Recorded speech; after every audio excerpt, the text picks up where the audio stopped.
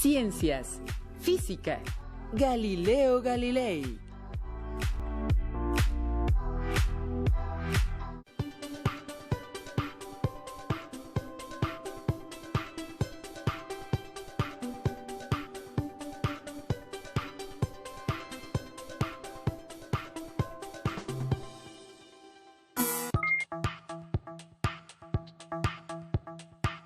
Bienvenidas y bienvenidos, estudiantes de segundo grado de secundaria. Me da mucho gusto que estén con nosotros en una sesión más de Aprende en Casa 3 para la asignatura de Ciencias Física. Mi nombre es Enrique Ordal. ¿Y qué creen? En esta ocasión nos acompaña uno de los grandes científicos de todos los tiempos, un famoso astrónomo, matemático, ingeniero, que cambió el rumbo de la humanidad y que contribuyó al desarrollo de la ciencia tal y como la conocemos. Estamos hablando del padre de la ciencia, mejor conocido como Galileo Galilei. Muchas gracias, Eminencia, por acompañarnos. Es de verdad un gran honor que nos regale un poco de su tiempo para conocer más acerca de su vida y, bueno, de todo el trabajo que desarrolló. Gracias a ustedes, pero por favor, no me diga Eminencia, diga Su Eminencia Don Galileo. No, non certo, es solamente Galileo. Es un piacere para mí estar aquí con ustedes el día de hoy, a través de esta tecnología, ¿cómo dice? ¿Telepática? Telemática, Galileo. Pero puede decirle videollamada. Vaya nombres tan extraños. Al fin, les envío cordial saludo a todas y aquellas y aquellos que nos siguen a distancia. Algo supe que están pasando por una pandemia, por lo que hago un llamado a tuta y a tutti a que hagan caso de la autoridad sanitaria para evitar riesgos y no enfermarse. Veo que por aquellos lares están enterados de nuestra situación. Ustedes que nos ven desde casa, no olviden usar cubrebocas, lavarse constantemente las manos y, si es posible, permanezcan en sus casas para que pronto lleguemos al semáforo verde y regresemos a nuestras escuelas. Recuerden, si te cuidas tú, nos cuidamos todos. Ahora sí, alumnas y alumnos, tengan a la mano su siempre confiable cuaderno, lápiz o bolígrafo para que tomen nota de lo que, a su consideración, claro, sean los aspectos más relevantes de la vida y obra de nuestro entrevistado. Si les surgen dudas sobre lo que se mencione, también anótenlas, es muy importante. Más tarde podrán investigarlas en libros especializados o en páginas de internet confiables. Galileo, ¿le parece si iniciamos la entrevista? Chiaro. A ver si me recuerdo algo. Hace 500 años que no estoy ahí, pero andiamo. Tengo entendido que usted fue, el mayor de 7 hermanos y que nació a mediados del siglo XVI en la ciudad de Pisa, Italia, región que se conocía como el Ducato de Toscana. ¿Cómo fue su infancia? Bueno, pues yo nací el 15 de febrero de 1564. Yo recuerdo una infancia llena de música. Mi padre era el gran compositor Vincenzo Galilei. De él heredé el gusto por la física, por las matemáticas. Mi madre fue Giulia Amanati, una artesana. Éramos muchísimos en la familia, muchos hermanos. Por lo tanto, mi madre no podía hacerse cargo de todos. Así que cuando yo cumplí 10 años, me encomendó a Jacopo Borghini, quien se encargó de que yo recibiera una buena educación en un convento en Florencia. ¿Eso quiere decir que estudió para convertirse en religioso? No. Estudié ahí hasta los 15 años. Mi papá aprovechó que tuve una infección en los ojos para sacarme de esta escuela y un par de años después me mandó a la Universidad de Padua. Ya veo. ¿Fue ahí donde estudió física y matemáticas? No propio. No exactamente. En realidad, mi padre me mandó ahí para que estudiara yo medicina. Pero no pasó mucho tiempo para que yo me diera cuenta de lo que en realidad me gustaba era la física, las matemáticas. Sí. Me gustaba leer a filósofos y matemáticos griegos como Euclides, Pitágoras, Platón, Arquímedes. Me hicieron perder todo el interés en la medicina e interesarme totalmente en las matemáticas y la física. Vaya. Cuando cumplí 25, me convertí en catedrático de matemáticas en la Universidad de Pisa. Galileo, ¿fue en esa época en la que hizo sus famosos experimentos en la torre, bueno, la torre inclinada de Pisa? No, eso nunca pasó. Fue una leyenda, un invento de Vincenzo Viviani.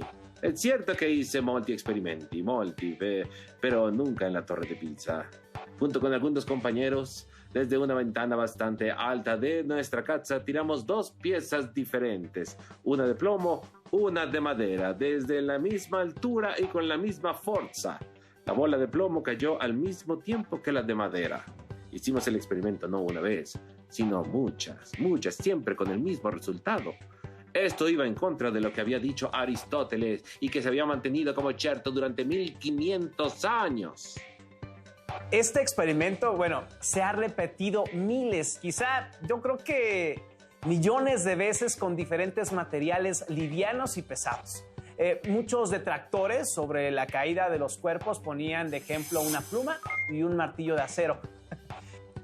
Si dejamos caer una pluma, será evidente que el aire evitará que la pluma caiga en línea recta, por lo que llegará al suelo mucho después que el martillo.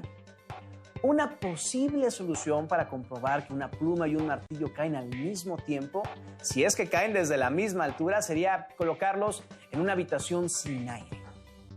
Lo que no resulta fácil y sería muy costoso. Afortunadamente, en 1971, el astronauta David Scott realizó una versión del experimento en la Luna durante la misión del Apolo 15, dejando caer una pluma y un martillo de sus manos. Debido a la falta de atmósfera lunar, no había ninguna resistencia en la pluma, la cual tocó el suelo al mismo tiempo que el martillo. ¡Qué maravilla! No sabía que mis experimentos hubieran llegado hasta la Luna. Galileo, el resto de sus descubrimientos también los hizo mientras era profesor en la Universidad de Pisa. No. En Pisa solo estuve hasta 1591. Después me fui a la Universidad de Padua, donde trabajé por casi 19 años hasta 1610. En la Universidad de Padua me nombraron profesor de geometría, de mecánica y astronomía. Dado que la Inquisición no intervenía en las decisiones de la universidad, me sentía en casi libertad total para poder expresar mis ideas. Mientras estaba ahí, murió mi papá. Tuve que hacerme cargo del resto de mi familia. Económicamente no me iba tan bien, así que tuve que dar clases particulares, algo así como de regularización, para que vean que no es nuevo esto de que la gente no entiende las matemáticas. Lamento escuchar lo de su padre y bueno, lo de su situación económica, pero supongo que no todo fue tristeza en esa época, ¿o me equivoco?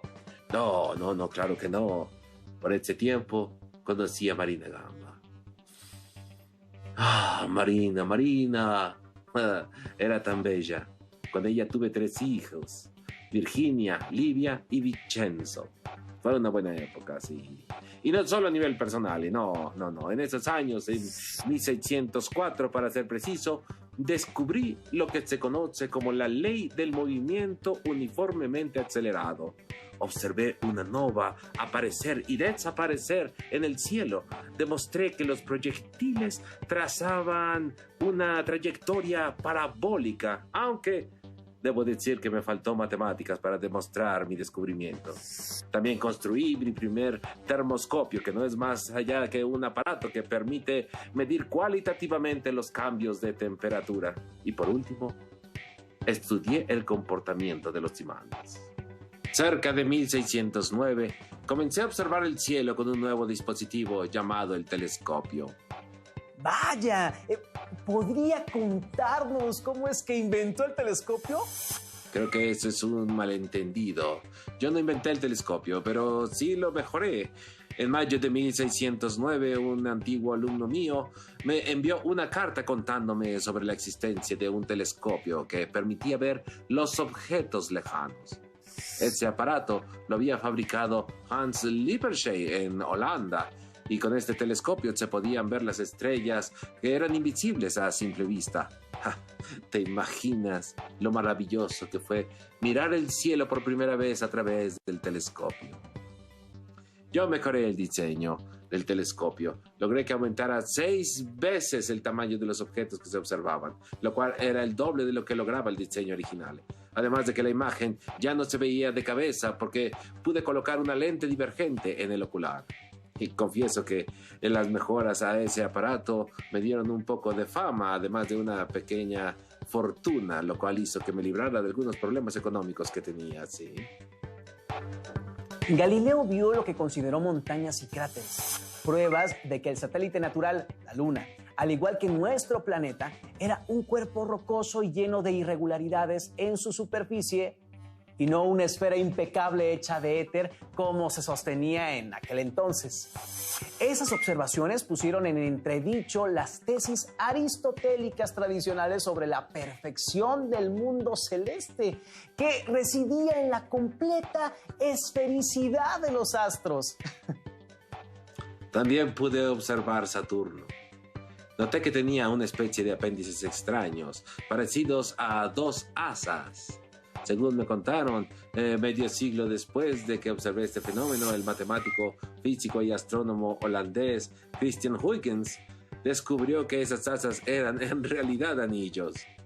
Pude observar Júpiter con mi telescopio, ahora de 8 aumentos, y vi que estaba rodeado de lunas y que constituía un sistema parecido a lo que debería ser el sistema solar. Observé lo que en un principio pensé que se trataba de 3 estrellas cercanas al planeta que formaban una línea que lo atravesaba.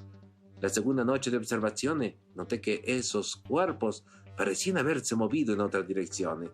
Noches después apareció una 4ª estrella y después de una semana de observaciones había visto que los 4 cuerpos celestes nunca abandonaban la vecindad de Júpiter y parecían moverse con él, cambiando su posición respecto a las otras estrellas y al planeta.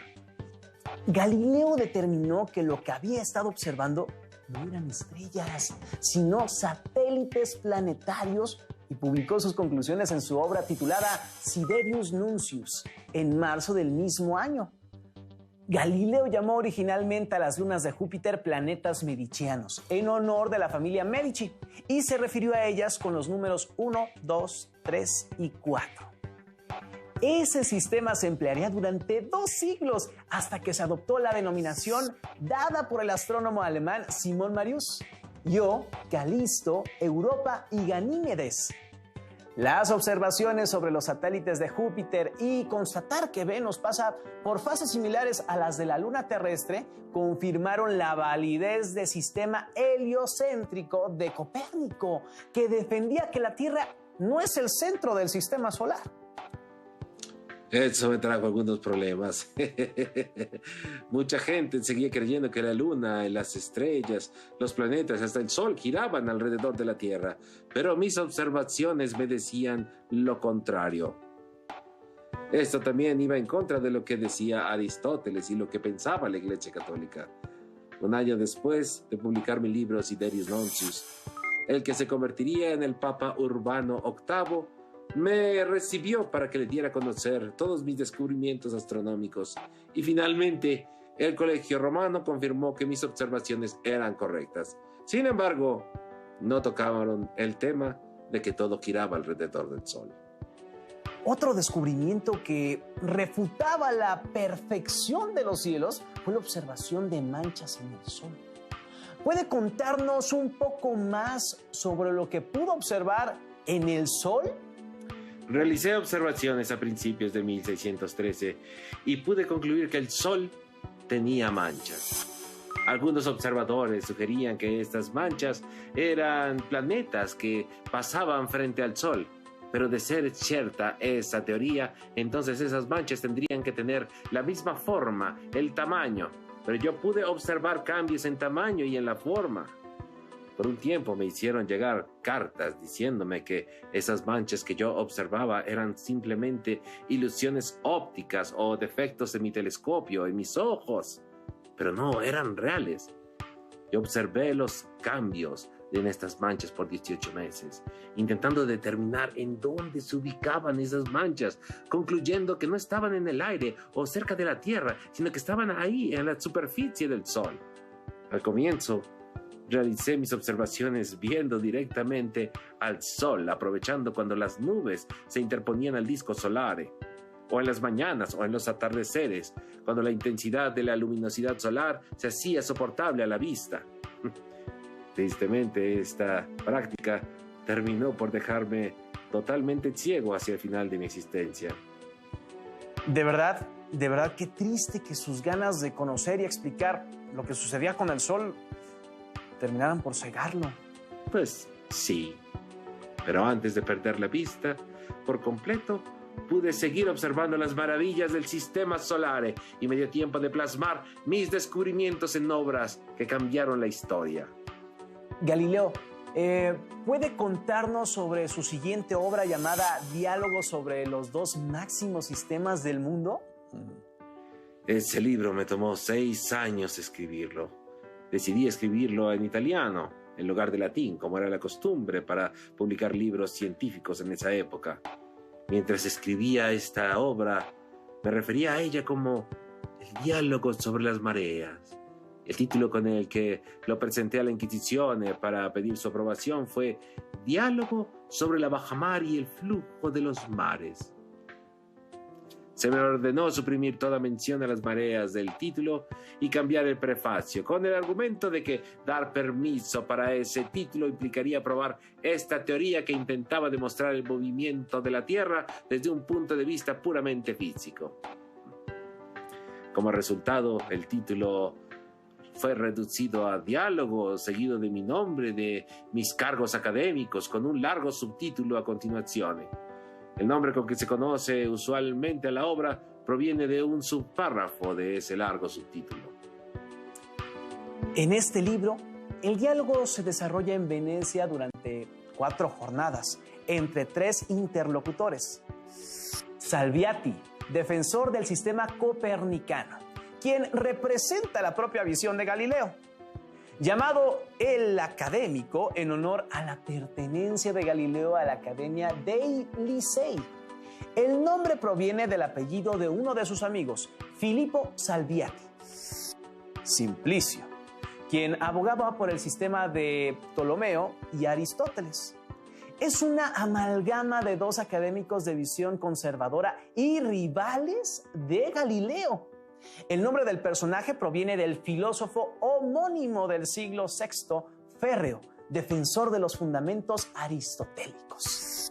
Sagredo representa la visión neutral de quien busca la verdad sin aferrarse a dogma alguno. Es nombrado en honor al amigo de Galileo, Giovanni Francesco Sagredo. Después de muchas dificultades, el libro apareció publicado a principios de 1632, pero para agosto de ese año fue confiscado por la Inquisición y el 1 de octubre me citaron a comparecer en Roma. 2 días antes de mi cumpleaños número 69, llegué a Roma a declarar. Estuve en calidad de prisionero, pero me mantuvieron en las habitaciones del fiscal, no en la cárcel. Hice una declaración en la que tuve que decir que mi libro de diálogo reconozco el copernicanismo, aunque esa no era la intención de mi obra.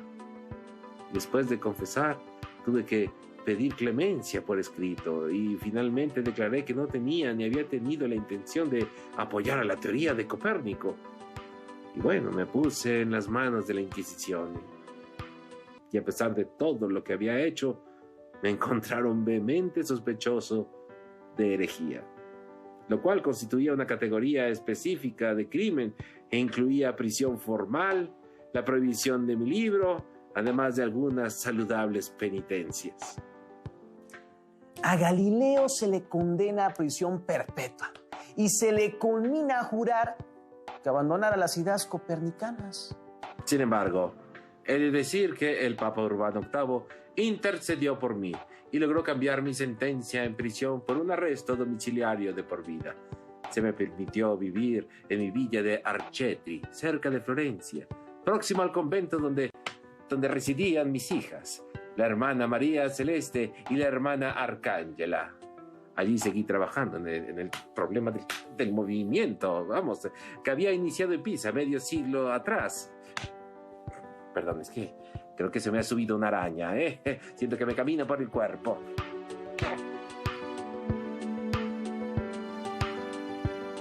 Creo que ya está.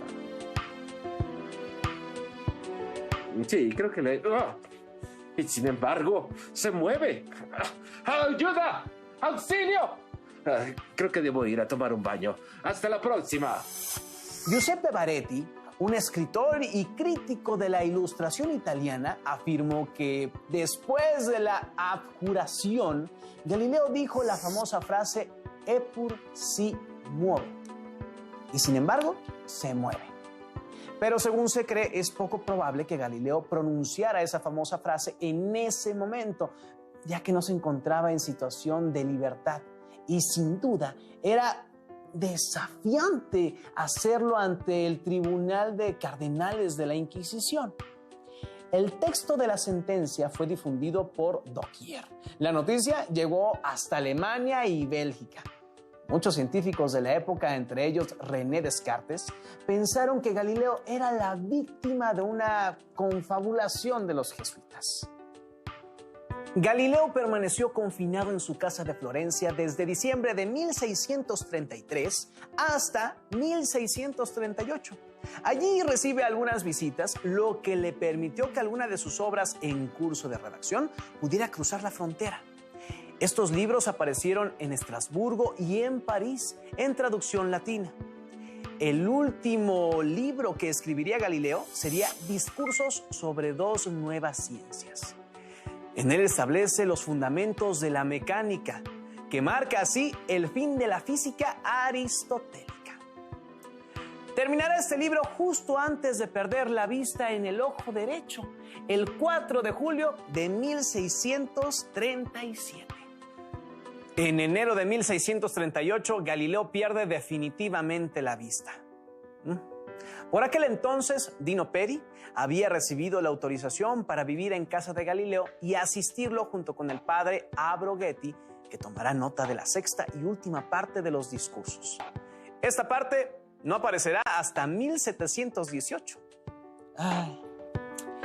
Galileo, entre tanto, recibe la autorización para instalarse cerca del mar en su casa de San Giorgio.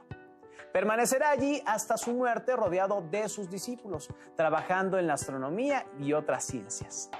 Unos días más tarde, el 8 de enero de 1642, Galileo muere en Arcetri, a la edad de 77 años. Su cuerpo es inhumado en Florencia el 9 de enero.